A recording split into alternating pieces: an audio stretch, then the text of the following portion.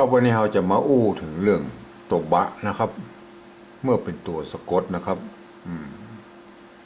บางครั้งมันก็เป็นหางนะครับ บางที่มันก็บางครั้งมันก็เป็นตัวเต็มตามหลักการในการผสมคำในปัจจุบันนะครับเมื่อเราเทียบกับของโบราณนะครับมันจะเป็นอย่างไรเรามาดูนะครับอย่างเช่นคำว่านะครับตอบนี่นะครับเห็นไหมครับตอบนะครับเมื่อไม่ก่อนะครับไม่ก่อเห็นไหมครับตอบเมื่อเป็นสะกดตัวสระอยู่ลุ่มมาตัวสะกดอยู่หลังตอบนี่นะครับในโบราณเพิ่งก็มีการเขียนแบบอี้นะครับเปิ้นสะกดด้วยหางนะครับอย่างอี้นะครับเห็นไหมครับตอบนะครับเพราะนั้นก็มันก็ต้องอนุโลมก่อนแล้วนะครับเรามาดูนะครับของโบราณนะครับเห็นไหมครับค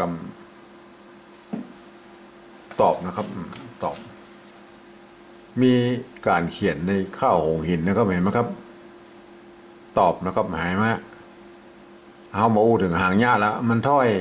เปิ้นเดือดเปิ้นหางหญ้าตลอดนะครับอันนี้ตอบเห็นไหมเปิ้นก็มีการสะกดด้วยหางนะครับเห็นไหมครับอันนี้หนึ่งแล้วนะครับไอตัวอันนี้ยังบอกเท่าไรนะครับมีน้ำตวงนะครับเห็นไหมฮะคำนี้เห็นไหมที่ผมจี้เนี่ยครับลบนะครับลบเห็นไหมครับลบเพื่อเอาบะสะกดนะครับเห็นไหมลบนะครับ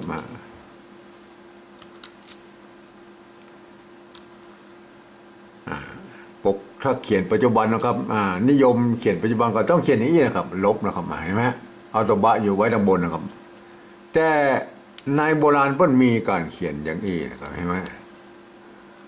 เพิ่นเอาลบเป็นหางนะครับ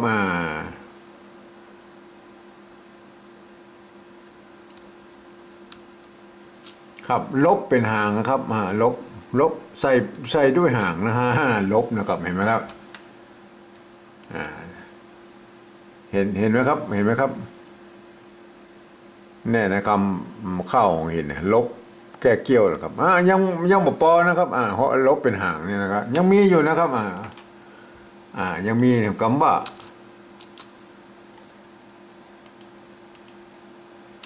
ลืบนะครับลืบเห็นไหม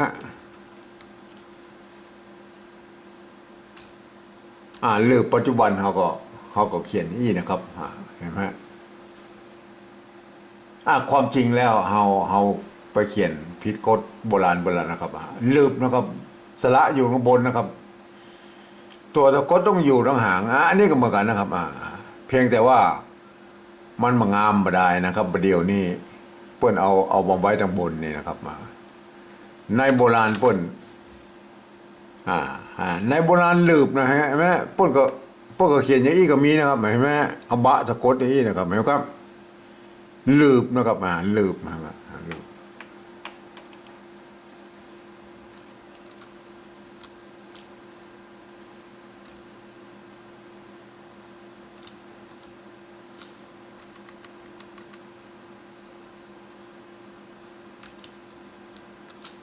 ลืบนะครับลืบ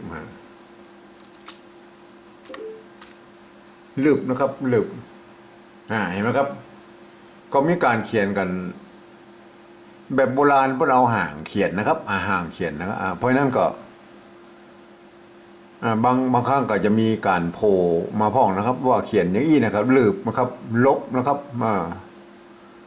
ตอบอย่างนี้นะครับบางครั้งก็จะมีซดมาพ้องนะครับก็เขาก็ต้องโยนกันนะครับเพราะว่าจะเอาตามกฎเกณฑ์ปัจจุบันเป๊ะมันคงไม่ได้นะครับมันยังไม่ได้เจอนะครับ